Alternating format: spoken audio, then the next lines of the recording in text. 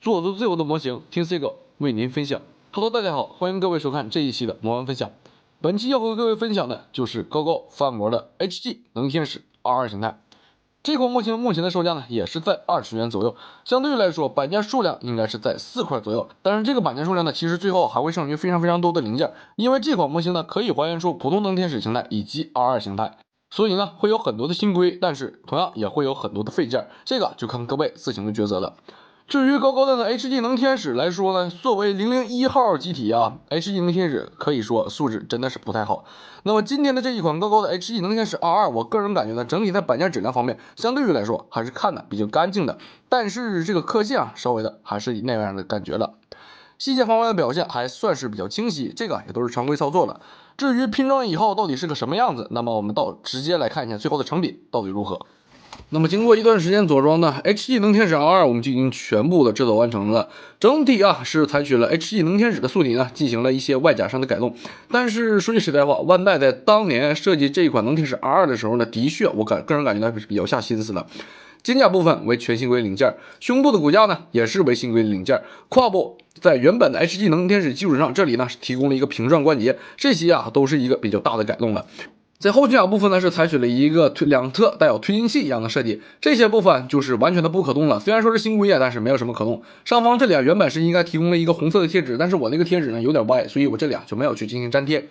在太阳炉部分呢，是采取了一个强纳驾驶22和利弗斯驾驶的欧勾达最后决战的时候的一个爆发样式了。那么这款模型呢，也是附带了一个普通的能天使的执行太阳炉了，各位可以自行的选择进行替换。而且能天使22呢，在如今也并没有作为限定发售，所以说真的不得不佩服万代当年其实还是蛮良心的。为什么这一次提到网线呢？因为这款模型啊，除了能够拼出能天使 R2 形态以外，剩余的配件以及一些其他的外甲零件呢，还都是非常多的。所以说呢，这款模型还可以拼出完整的能天使普通能天使形态。也就是说，这款模型的套件里边是附带了2个能天使形态的，普通和 R2。作为00TV 聚集的XA驾驶的最后一台机体啊，其实整体的改动并不是特别大。首先啊，在肩甲部分呢，2个完全新规的零件依旧是采取了左右合，前面以及后面呢都是采取了一个出气口的新规设计。在整个接人件部分呢，是替换成了这种绿色透明件的歼2，整体造型啊，我个人还是非常的喜欢的。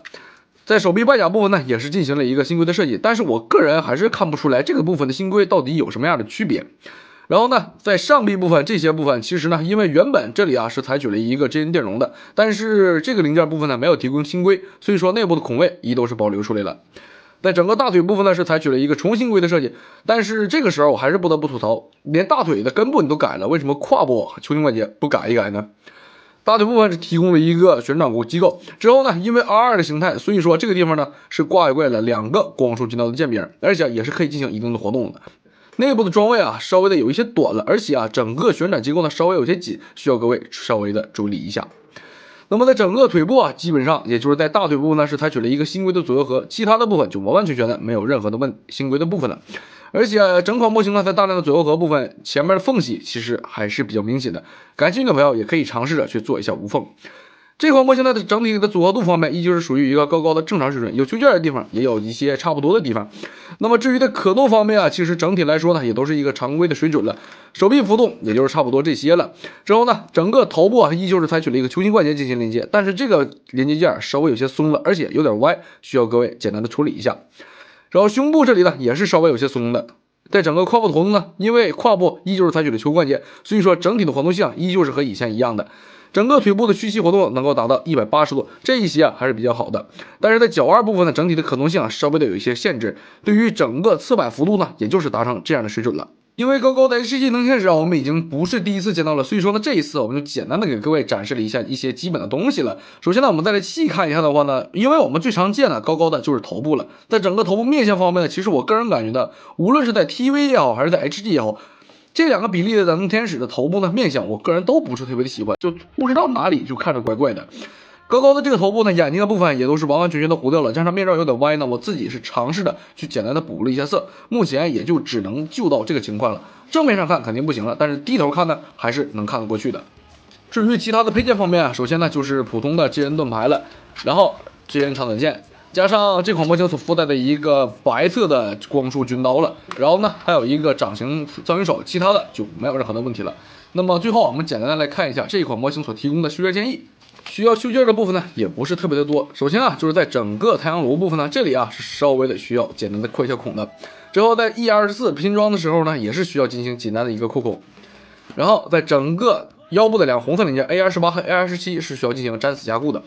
然后在 A20 所对应的这个白色零件上方的柱形卡榫呢，需要给它削掉就可以了。然后呢，两个出气口部分的零件呢，这两个部分前后额是需要进行一定的扩孔的。然后呢，在 E29 和 E28 这样是需要进行一定的消除的。内部的卡榫啊，建议给它稍微的削一些。然后也就是在这个 C12 部分也是需要进行一定的扩孔的。B17 也是需要进行一定的扩孔的。那么这款模型在整体的修建方面就基本上没有什么其他的东西了。那么这款模型所有的东西我们就简单的全部的看完了。说句实在话，这款 HG 能天使 R2 呢，应该算是高高00系列第一季机体，或者说第一季改模的机体来说呢，相对来说素质比较好的一款了。毕竟这款做底的还是能天使，但是整体的板件质量方面呢，我个人感觉要比普通的 HG 能天使呢要稍微的好上一些。也可能 R2 也是后期翻模的缘故，所以说当前状态下，我个人还是比较满意的。这个面相呢，只要不正面看，其实都还可以的。这里给各位放几张图片，整体呢就可以尝试一下摆一些动作之后上柜的，或者说呢再买一个欧勾达，给它摆成一个最后的决战样式，这一些都是模板推荐，没有任何问题的。那么本期的 CGO 模板分享到这里就已经全部结束了。因为这期呢视频呢，因为这款 HG 能天使我们已经介绍了好几遍了，所以说呢本期啊我们就简单来看一下 R2 提供的哪些新规部分，以及它的整体素质表现到底如何。感谢各位的收看，我是 CGO，我们下期不见不散，拜拜。